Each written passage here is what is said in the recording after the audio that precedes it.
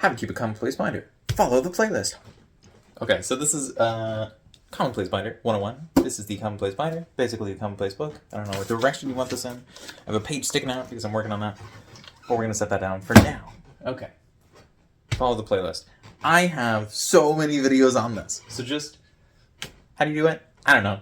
Watch the rest of the videos. There are a lot of them. Lean into habits. So, if you get in the habit of doing a thing, maybe it's not a bug, it's a feature.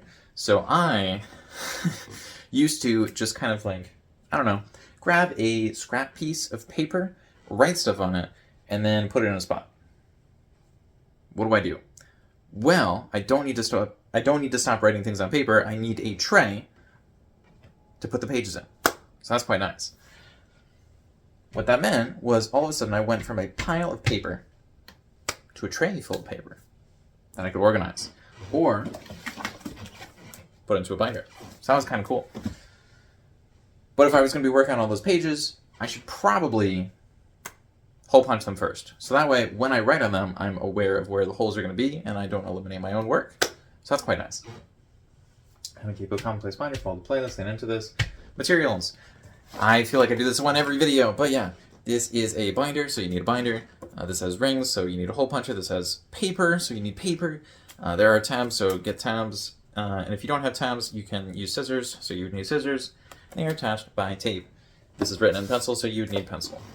You can use pen. You can use marker. You can use a whole bunch of markers. I was going to grab them and show them, but then I realized that might look like product placement. This is not product placement. Don't pay attention to the map. We've got book. Yeah. So I feel like I'm just picking this up and putting it down. This is a binder, not a book. That's okay. As a commonplace binder, you can do the super fancy thing later on. That's fine. You can have it covered in gold. Yeah, probably don't do that. Clean. The thing it probably needs to do is be clean. So you don't want any dust or grime. Water might get on the page. Maybe coffee. You never know. Just clean it up. It's fine. Sometimes it'll be a mess, and sometimes, you can just redo it. And that's fine, because it's a binder. You can put stuff in and take stuff out. Like, there's no restriction. Old school. So a book, it's pretty old school. With the binder, you can put stuff in and take it out. That's great, because you're not really restricted. Now, if you're talking about a way to keep a commonplace binder, if you're doing an old school method, you should probably have an index. That doesn't really make sense with a binder because you can take stuff out and put it back in, so there are no page numbers, and if you don't have any page numbers, why are you doing an index? You know what I mean? Like, if you don't have the habit of doing it, don't lean into the habit. It doesn't make any sense. Now, you can incorporate you can incorporate elements of the old school method. But you don't need to be, like, completely tied to them. Like, you can be like, oh, this is commonplacing. Kind of broke that. You can call it commonplacing if you are putting things in a common place and trying a little bit, but, like, if you call it a specific commonplace book, people might get a little agitated because it's like, technically, according to this specific definition, it is not. So, whatever. Fill and refine. So if you're keeping the thing, you should probably fill it with stuff first, because otherwise it's like holding onto a box with nothing in it, I love boxes as much as the next person, but like, why do you have the container if there's nothing in it? Like, it's a cool box, I guess. Yeah, so fill it with stuff, and then refine that later on. So I am going to yet again pick this up. Right now, this is not completely filled, and the stuff inside is not completely the highest level. And that is okay. That is fine. This is a demonstration binder. Just for clarity's sake, in case somehow people don't know that at this point. But even though it's a demonstration binder, it is fine for the thing to not be completely done when I'm starting it. That's that's not how things work. They're not done immediately. Okay, so get a binder. Just start the process. Okay? So like, just do it. Keep. Yeah, so that's where the title comes from. When you're keeping it, I guess you could, I don't know, there's nowhere to go with this. Like, you You keep it. Like, I don't, you put it in a place, and then you take it out of the place. I guess you could keep it in a backpack, but why would you do that? Because you want to access it most of the time. So some people will have a little pocket notebook, and then they'll have a big book. And so if your big book is actually a binder, you can leave the binder on your desk. You can carry around the little pocket thing. I don't know why I held it like this. That's not very helpful. At all times. So if you can't keep this with you all the time, then like, what are you doing? Well, hopefully you have a smaller version that you can access. So there are a bunch of different ways to do this. You could have a bunch of pictures of everything on your phone. That's a little ridiculous. You could have a special like tablet thing that has everything. That also feels a little ridiculous. You could have little pocket notebooks. This is a thing that most people haven't figured out, or as far as I can tell, like nobody is really fully satisfied with, because the larger the surface, the more you can do. Some people like lines or no lines or dots. But really, like if you don't if you don't have a place, that's a problem. And if you're in a place, that's also a problem. And it's like, well, I'm in my room right now, so I'm good, right? Well, wrong. No, I mean, you're fine. But if you're like at the bus stop, you know, like the wind is going to blow everything all over the place. If you're at school, there are other people and they might see your stuff, and that's a problem because like this sort of thing is supposed to be private because it's more like incomplete thoughts. It's also a problem because of this next thing. 5 seconds. So what is this for? No, I'm not going to wait for the 5 seconds, but if you do wait for 5 seconds before you write something down, you might kind of forget what it is. You might have a longer term memory than me in terms of the short term memory. You might be able to last 10 seconds. My brain only lasts about 5 before it short circuits.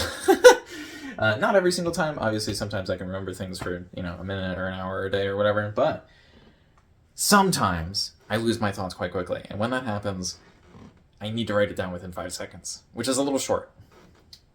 It's really short. Use. So how do you use it? It's kind of weird because we're talking about how to keep a commonplace binder. So how do you use, keep, I don't know. If you're keeping it, you should probably be using it, because otherwise, like, why are you keeping it? You should keep it to use it. It's kind of like if a bike is in your possession, you should probably use the bike, or sell the bike, or donate the bike, or something. Like, use the bike. What are we talking about? Well, we're not really supposed to be talking about bikes. Bikes have wheels that go in cycles. I don't know. Maybe we'll cycle back or circle back. More of a circle. Yeah. So what are you doing keeping a commonplace binder? So maybe there are too many thoughts. Maybe too much is happening. Maybe you're watching too many YouTube videos and you're trying to, I don't know, stop distracting yourself because there are too many things. Look at that. There's a lamp over here. Do you hear that noise? That's fun. Bulky and fragile. Can you see that? Okay, yeah, I thought I had the camera in the wrong spot. This is huge. This is annoying. I'm trying to think of something that's a good sense of scale. I don't really want to show you what the next videos are, but yeah, you know, like, this is big. This is way bigger than a note card. And if it's way bigger than a note card, it's way bigger than your pocket. So how do you carry this thing? You don't. Which is, I don't like saying that, but like, you're not going to carry around a binder, realistically speaking, unless you have like a big bag and you're fine carrying a big weight on your shoulder, and you're fine with the binder rings potentially breaking. Ah! That's the big problem with the binder. It's bulky and it's fragile. Like if you drop it, it might break. If you drop a book, probably not.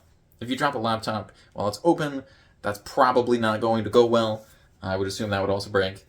But if you have a little pocket notebook, you know, like the size of your hand, why are we getting something that's basically a phone?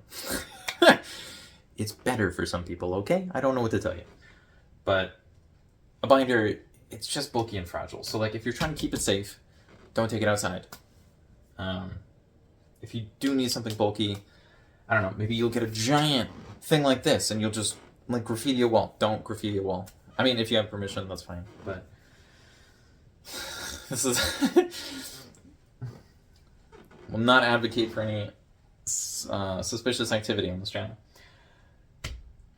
Moving on to the next thing. Greater versatility. The binder is better than the book.